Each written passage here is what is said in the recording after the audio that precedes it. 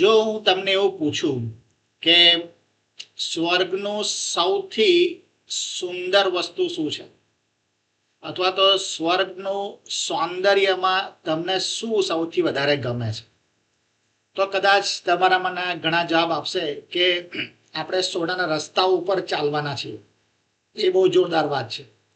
કદાચ કોઈ એવું કહેશે કે ત્યાં મોતીના દરવાજાઓ છે. એ બહુ જોરદાર વાત છે. કોઈ કહેશે કે ના, ત્યાં કોઈ દુઃખ નહીં હોય, કોઈ રોગ નહીં હોય, કોઈ આંસુ નહીં હોય, કોઈ તકલીફ નહીં હોય, કોઈ મુશ્કેલી નહીં હોય, અને એ બધાનો અંત આવી ગયો હશે. એટલે એ વાત મને બહુ ગમે છે. આ બધી જ વાત એ બહુ તદ્દન સાચી છે અને એ બહુ સુંદર હશે.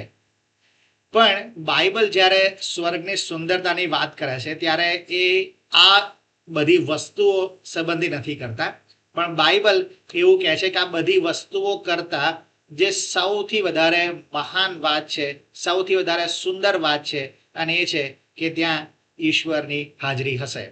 એટલે ઈશ્વર પોતે ત્યાં હશે. એ સ્વર્ગની બહુ સુંદર વાત છે.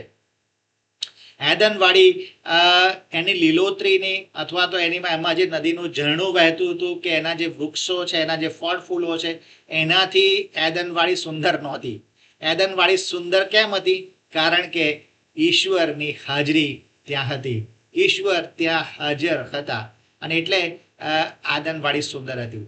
પણ આદમના હવાએ પાપ કર્યું, અને એટલે એમણે ખાલી એદનવાળી જ ગુમાવી નહીં, પણ એમણે ઈશ્વરની હાજરી પણ ગુમાવી દીધી. અને ત્યારથી ઈશ્વરની હાજરી આપણી સાથે હોય એ બહુ મોટી સમસ્યા બની રહી છે.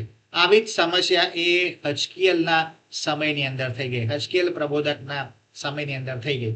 અને એ સમયે તો ઈસવીસન પૂર્વે 586, જ્યારે બાબિલનું જે સામ્રાજ્ય છે, નબુખાદનેસર જે રાજા છે, એણે યરુશાલેમ અને યહૂદિયાનો નાશ કર્યો છે, અને મંદિર ત્યાં બાળી નાખવામાં આવ્યું છે. લોકોને બંદીવાન કરીને એના દેશમાં, બાબિલમાં લઈ ગયો છે. અને આ સૌથી દુઃખદ ઘટના ત્યાં થઈ. પણ તેમ છતાંય આના કરતાં વિશેષ જે દુઃખદ ઘટના હતી એ હતી કે હજકીએલ 10મો અધ્યાય અને 11મા અધ્યાયમાં નોંધવામાં આવ્યું છે. અને એ છે કે યહૂદિયામાંથી અને ઈશ્વરના મંદિરમાંથી, ઇઝરાયલનું જે મંદિર હતું એમાંથી યહોવાનું ગૌરવ મંદિર છોડીને ચાલ્યું ગયું. યહોવાનો મહિમા આ મંદિર છોડીને ચાલ્યો ગયો. એટલે આ જે આખું શહેર નાશ પામ્યું ને, એના કરતા ભયંકર પરિસ્થિતિ હતી કે એ શહેરમાંથી, એ નગરમાંથી, એ મંદિરમાંથી, એ પ્રજામાંથી યહોવાની હાજરી જતી રહી. અને આ બહુ ભયંકર વાત હતી. મંદિર તો ત્યાં હતું, યાજકોય ત્યાં હતા, બધી વિધિઓ ત્યાં હતી, પણ ઈશ્વરની હાજરી ત્યાં નહોતી. એનો અર્થ કે ધાર્મિકતા તો હતી, પણ ઈશ્વર એમાં રહ્યા નહોતા. પણ હજકીએલનું પુસ્તક અહીંયા પૂરું નહીં થઈ ગયું. હજકીએલનું પુસ્તક આગળ ચાલે છે, અને પછી આપણે છેલ્લા અધ્યાયમાં 40 થી 48મો જે અધ્યાય, છેલ્લા જે ભાગો છે, એમાં આપણે જોઈએ છે કે જે 10મા અધ્યાયમાં ઈશ્વરનો મહિમા જતો રહેલો, ઈશ્વરનું ગૌરવ જતું રહેલું, ઈશ્વરની હાજરી જતી રહેલી, એ 48મા અધ્યાયની છેલ્લી કલમ, એટલે કે 35મી કલમમાં વચન આપવામાં આવે છે. અને એ ત્યાં હજકીએલને એક દર્શન આપવામાં આવે છે, અને એ દર્શનની અંદર બધું પ્રભુ નવું બનાવે છે, અને એ નગર આખું નવું બનાવે છે, અને નગરનું નામ પ્રભુ રાખે છે યહોવા સામાહ. આ યહોવા સામાહ જે નામ રાખવામાં આવ્યું છે, એનો અર્થ છે કે યહોવા ત્યાં છે, યહોવાની હાજરી ત્યાં છે. અહીંયા બહુ ધ્યાન આપવાની વાત છે કે ઈશ્વરે એ નગરનું નામ શાંતિનું નગર નથી પાડ્યું, ઈશ્વરે નામ વિજયનગર નથી પાડ્યું, ઈશ્વરે મહિમાનું નગર એવું નામ નથી પાડ્યું, પણ ઈશ્વરે નામ પાડ્યું યહોવા સામાહ. એનો અર્થ કે યહોવા ત્યાં છે. અને એટલે આ નગરની જે સૌથી મોટી વિશેષતા છે એ એની દિવાલો નથી કે એના મંદિર નથી, પણ એમાં વસનાર ઈશ્વર છે, અને ઈશ્વરનો મહિમા ત્યાં છે. ને એટલે આજે આપણે યહોવા સામાહને સમજવા માંગીએ છીએ, એનો અર્થ સમજવા માંગીએ છીએ, એનું લાભકરણ સમજવા માંગીએ છીએ. આવો પ્રાર્થના કરીએ અને પ્રભુની પાસે કૃપા માંગીએ, પ્રભુ આપણને આ યહોવા સામાનો અર્થ શીખવે, લાગુકરણ આપે. આવો પ્રાર્થના કરીએ. પ્રભુ અમે તમારો આભાર માનીએ છીએ, તમારી સ્તુતિ કરીએ છીએ, તમારી કૃપા તમે અમારી પર ચાલુ રાખી છે. યહોવા શામ્મા, તમે અમારી સાથે છો, અમે તમારી સ્તુતિ કરીએ છીએ. અને પ્રભુ તમારી હાજરી અત્યારે જ અમારી સમક્ષ રાખો, અમારી સાથે રાખો, અમને શીખવો. અમે આ સમય પ્રભુ આ તમારો સમય છે અને તમે અમારી સાથે બોલો એ વિનંતી કરીએ છીએ પ્રભુ ઈસુના નામમાં. આમેન. યહોવા શામ્મા નો જે અર્થ છે, યહોવા એટલે કે સ્વયંભૂ ઈશ્વર, સનાતન ઈશ્વર, વિશ્વાસના કરાર પાડનાર ઈશ્વર, વિશ્વાસુ ઈશ્વર એવું આપણે કહી શકીએ, કે જેમણે ઇઝરાયલને મિસરમાંથી તો બહાર કાઢ્યા પણ ત્યાર પછી પણ એમને કદી પણ ત્યજી દીધા નથી. ઈશ્વર જે સાથે રહે છે, યહોવા વિશ્વાસુ ઈશ્વર એ છે. અને શામ્મા એટલે કે ત્યાં છે, ત્યાં છે. લોર્ડ ઇઝ ધેર એટલે ત્યાં છે પ્રભુ, એવું કહેવાનો મતલબ છે. અને ત્યાં છે એટલે આપણે જ્યારે અહીંયા જોઈએ છીએ ત્યારે ત્યાંનો મતલબ કે હાજરી ઈશ્વરની છે, ઈશ્વર હાજર છે, ઈશ્વર નિવાસ કરે છે, ઈશ્વર ત્યાં વસે છે, એનો અર્થ એ પ્રકારે થાય. અને એટલે આખો અર્થ શું થાય?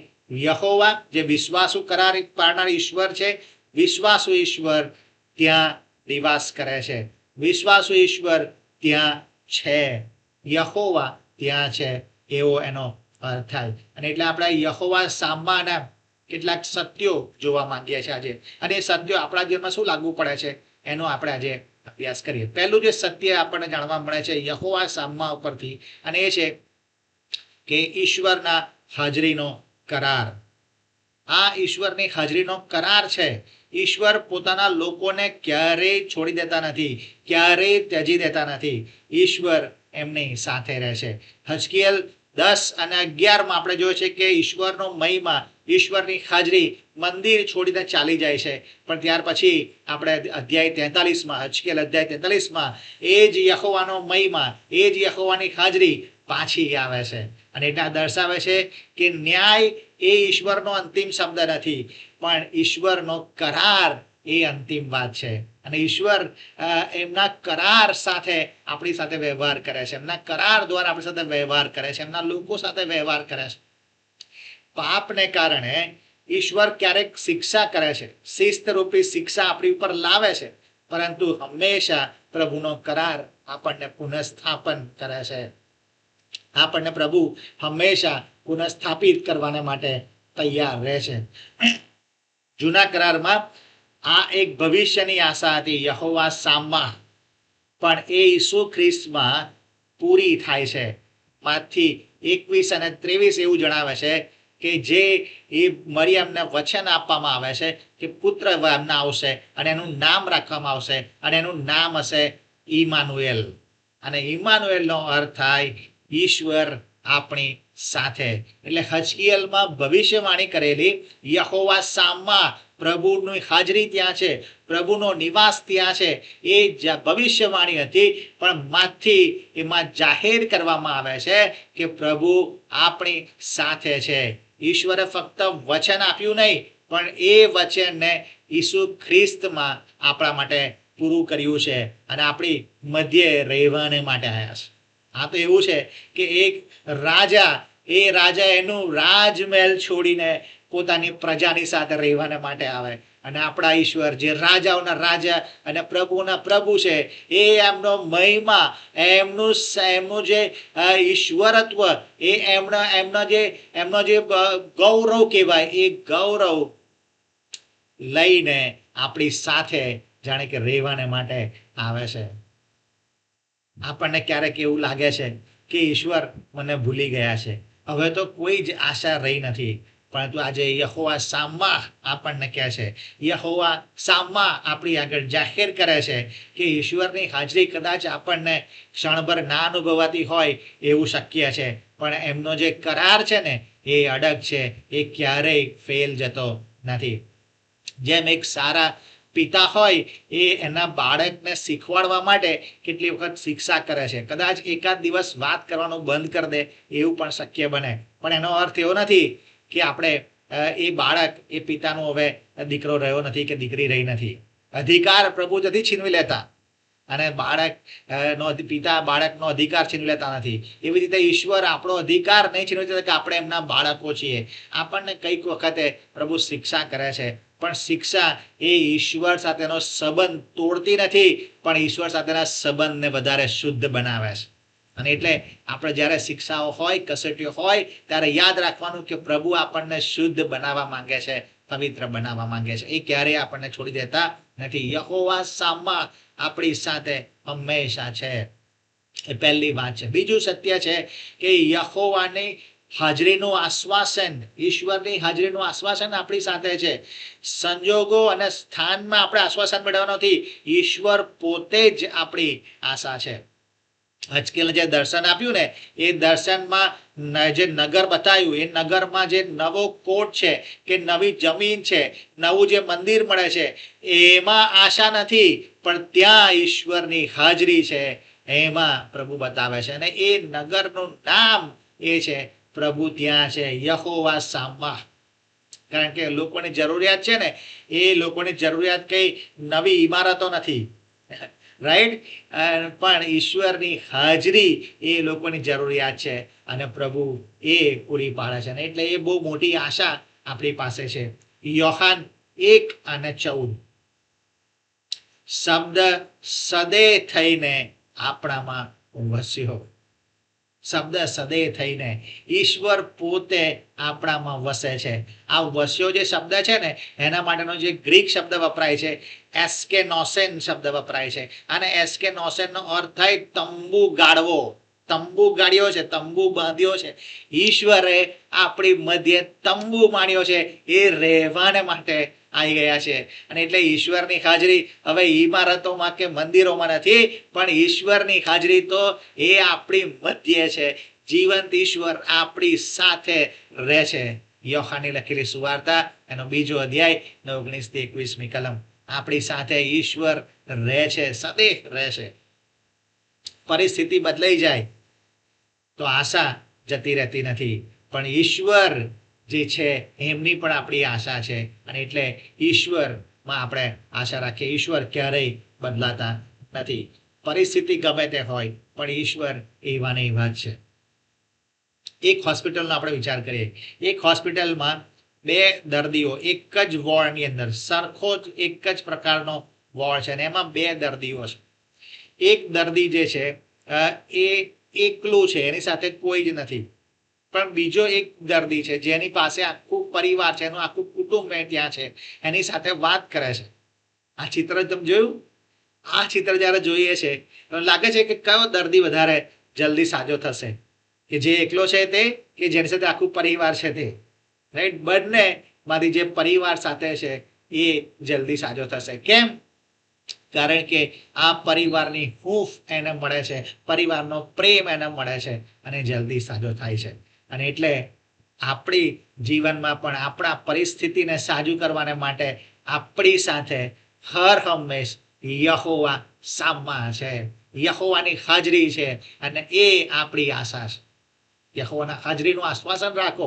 ઈશ્વર સર્વત્ર છે, અને આપણે ગમે ત્યાં હોઈએ, ઈશ્વર આપણે ગમે તે પરિસ્થિતિમાં હોઈએ, પણ ઈશ્વર આપણી સાથે છે. ત્રીજું વાત આપણે જોઈએ છે ઈશ્વરના હાજરીની પવિત્રતા. ઈશ્વર જ્યાં વસે છે ને, ત્યાં પવિત્રતા હોવી જોઈએ. યહૂદિયામાંથી કેમ ઈશ્વરની હાજરી જતી રહી? ઈશ્વરનો ગૌરવ કેમ જતો રહ્યો? કારણ કે આ યહૂદીઓએ મૂર્તિ પૂજા શરૂ કરી. આ યહૂદીઓએ અધર્મ કર્યો, અને એટલું બધું અધર્મ કર્યું કે એમણે મંદિરની અંદર બીજી મૂર્તિઓ સ્થાપી દીધી. હજકીએલનો 8-11 અધ્યાય વાંચ્યો. એમણે મંદિરમાં આ બીજી મૂર્તિઓને સ્થાન આપ્યું, અને એટલે ઈશ્વરનો મહિમા એમાંથી જતો રહ્યો, એમની મદદથી જતો રહ્યો. અને એટલે ઈશ્વરે ત્યાં આગળ પછી વચન જ્યારે આપે છે ને 43મા અધ્યાયમાં, ત્યારે આપણે જોઈએ છે કે ઈશ્વર જે દર્શન આપે છે હજકીએલને, એમાં હજકીએલને પ્રભુ કહે છે, શું કહે છે? હજકીએલ 43મો અધ્યાય અને 10 અને 11મી કલમમાં, કે ઇઝરાયેલના જે વંશજો છે ને, એ પોતાના અધર્મથી શરમાશે. જ્યારે પ્રભુ પાછા આવશે, પ્રભુ એમનો મહિમા બતાવશે ને એમનું સામર્થ્ય બતાવશે, ત્યારે આ ઇઝરાયેલીઓ કહે છે કે એમના અધર્મથી શરમાશે. જૂના કરારની અંદર ઈશ્વર એ ઇમારતના પવિત્ર સ્થાનમાં વસતા હતા, બિલ્ડિંગના પવિત્ર સ્થાનમાં વસતા હતા. પણ નવા કરારમાં 1 કોરિન્થી 3 અધ્યાય અને 16મી કલમ બહુ સ્પષ્ટ કહે છે, શું તમે જાણતા નથી કે તમે ઈશ્વરનું મંદિર છો અને ઈશ્વરનો આત્મા તમારામાં વસે છે? આપણામાં ઈશ્વરની હાજરી રહે છે. જૂના કરારમાં એ બિલ્ડિંગ હતી કે જેમાં ઈશ્વરનો મહિમા રહેતો હતો, ઈશ્વરનું ગૌરવ રહેતું હતું, ઈશ્વરની હાજરી હતી હતી. પણ આજે ઈશ્વરની હાજરી આપણામાં રહેવા માંગે છે. કેમ જતો રહેલો હાજરી આ ઇઝરાયલમાંથી? કારણ કે એ લોકોએ પવિત્ર રાખ્યું નતું મંદિર. શું આજે આપણું આ શરીર, શું આજે આપણું જીવન, શું આજે આપણું કુટુંબ, શું આજે આપણી મંડળી, શું એ પવિત્ર છે? ઈશ્વરના વસવાને લાયક છે? આપણે આપણી જાતને પૂછવાની જરૂર છે. ઈશ્વરની હાજરી હંમેશા પવિત્રતા માંગે છે. ઈશ્વર એટલા બધા પવિત્રતા છે, કદી પાપને સાંકી શકે નહીં, પાપની સાથે રહી ના શકે. તો જો આપણે આપણા જીવનની અંદર ઈશ્વરને લાવવા છે ને, ઈચ્છા છે કે ઈશ્વર મારી સાથે રહે, આપણે એવો પુકાર કરવો છે કે યહોવા શામા, તો મારું જીવન એવું હોવું જોઈએ, મારા વિચારો એવા હોવા જોઈએ, મારી વાણી એવી હોવી જોઈએ, મારો વર્તન વ્યવહાર એવો હોવો જોઈએ કે એ ઈશ્વરને શોભે, નહીં કે ઈશ્વરનું અપમાન કરે. શું છે? મારું ઘર એવું છે, મારું શરીર એવું છે, મારો સમાજ એવો છે, મારું ચર્ચ એવું છે, મારું કુટુંબ એવું છે, મારું પોતાનું જીવન એવું છે કે ઈશ્વર એમાં રહે. આપણા ઘરની અંદર જો કોઈ મહેમાન આવવાના હોય ને, તો આપણે બધું ઘર સાફ સફાઈ કરીએ છીએ, રાઈટ? એમને આદર આપવા માટે કે આપણા ઘરમાં જે આવે મહેમાન એને સારું લાગે. તો જે પવિત્ર, જે સૌથી વધારે પવિત્ર, જે સંપૂર્ણ પવિત્ર છે, એ જો આપણા જીવનમાં રહેવાને માટે આવવાના હોય તો આપણે કેવું સાફ કરવાની જરૂર છે, કેવી સફાઈ કરવાની જરૂર છે. એટલે આપણે આપણા ઘરને એમના યોગ્ય બનાવવાની જરૂર છે. આ ત્રીજી વાત છે. ચોથું વાત છે ઈશ્વરના હાજરીની ઓળખ. ઈશ્વરના હાજરીની ઓળખ. હજકીએલ 48મો અધ્યાય અને 35મી કલમમાં નગરની જે ઓળખ આપી છે ને, જે શહેરની ઓળખ આપી છે, કઈ કોટ નહોતું, એનું કદ નહોતું, એનું મંદિર નહોતું, એનો વેપાર નહોતું, પણ એના રાજાની પણ ઓળખ નહોતી. આ જે નગર છે એની ઓળખ શું હતી? એનું નામ યહોવા શામા છે. યહોવા ત્યાં છે, એ એની ઓળખ હતી. અને મૂસાએ પણ નિર્ગમનની અંદર 33મા અધ્યાય અને 15-16 કલમમાં કહ્યું કે જો પ્રભુ તમારી સમક્ષતા અમારી સાથે ના હોય તો અમે અહીંથી આગળ નહીં જઈએ, અમને આગળ ના લઈ જશો. કેમ? કારણ કે તમારી હાજરીથી અમે બીજા બધા લોકોમાં તમારી ઓળખ પામીશું, અલગ પડીશું. અમે કેમ અલગ પડીશું? કારણ કે તમારી હાજરી અમારી સાથે છે, એવું આ મૂસા કહે છે. એફેસોના પત્ર 2 અધ્યાય 19-22મી કલમમાં પાઉલ બહુ સરસ સમજાવે છે અને એવું કહે છે કે આપણે જે બધા વિશ્વાસીઓ છીએ, એ વિશ્વાસીઓ એ કહે છે કે ઈશ્વરના આત્માના, ઈશ્વરના હાજરીનો નિવાસ સ્થાન તરીકે બાંધવામાં આવ્યા છે. ઈશ્વરને હાજરીને માટે આપણને બાંધવામાં આવ્યા છે. અને એટલે આપણું જે સ્થાનિક ચર્ચ છે ને, આપણી જે વિશ્વાસીઓની સંગત છે, એ ફક્ત માણસોની સભા નથી, એ ટોળું નથી, પણ એ એવી જગ્યા છે કે જ્યાં ઈશ્વર પોતે વસે છે. ઈશ્વરની પોતાની હાજરી છે.